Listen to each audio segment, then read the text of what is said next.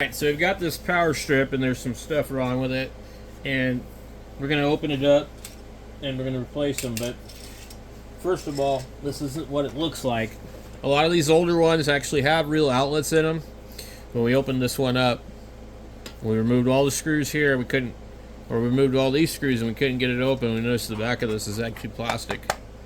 So SL Waber. There's a what is it?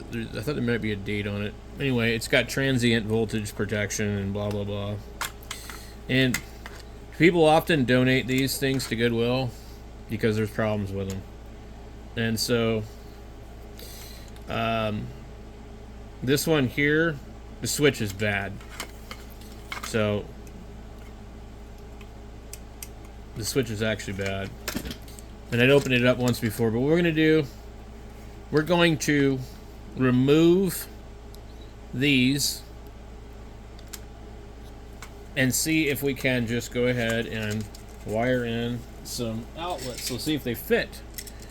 And what you do is you'll cut off the ears, but let's start with one of the first ones and see if it's spaced correctly, because it might not be. Okay. Yeah, it's close enough. So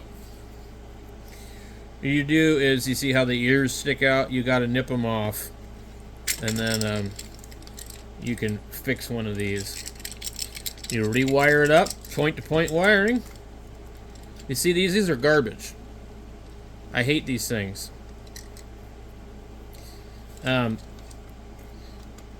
This thing here, these things get bent. This is where your plug plugs in, man. This is junk. This is what's in all modern plastic outlets. You don't want this crap. These are no good. This is a freaking safety hazard. Plastic that can catch on fire. So what happens is they get wallowed out and they start to generate heat. And with the all plastic stuff, I mean, it's really easy to have a fire. So these things are just like, you can see, they're just not good. So this is the way they make almost all power strips nowadays. They're not made to the standard of like this. But if you're willing to sacrifice a few of these outlets and just cut them off right here, you can put them in there, and then as they wear out, you just replace them again later.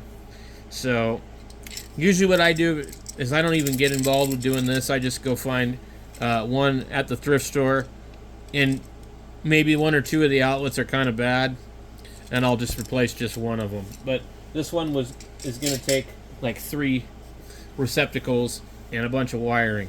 And also, it's got some other issue where we've already bypassed the power switch. So this is like basically kind of like junk. We've already bypassed the power switch, and it's making a noise, which I don't know what that might be, but there's definitely a noise coming out of it. So there's an LED and a circuit breaker, and there's a transient circuit here, and it looks like that fuse might be blown. I don't know, I can't really tell. But yeah, I mean, at least this part of it's metal, and it's got a circuit breaker, but some of these are really, really, really poorly soldered up too. See, is that a dark spot right here? So something, let me see if we can bring some light onto that. See that right there? Something flashed over. So anyway, what we do with this one is probably nothing. We'll probably throw it away. We can see how they've got this wired up.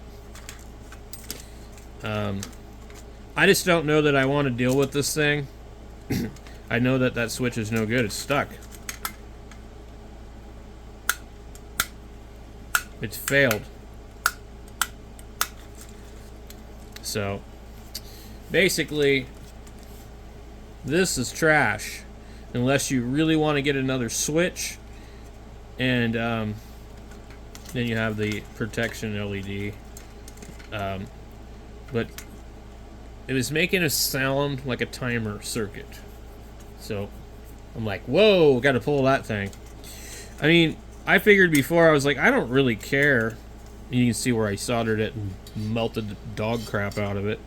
But I don't really care if it has a switch or not. But making funny noises, yeah, I care about that. That means something is not good. I don't know, I don't see really anything obvious in here, but like I said, we could see that mark in here, and that means like something got plugged in and went arky sparky. And I mean, I guess these could be okay, but I don't trust them. So we're just gonna go ahead and pull this thing apart, and into the trash it goes. Thanks for watching, guys.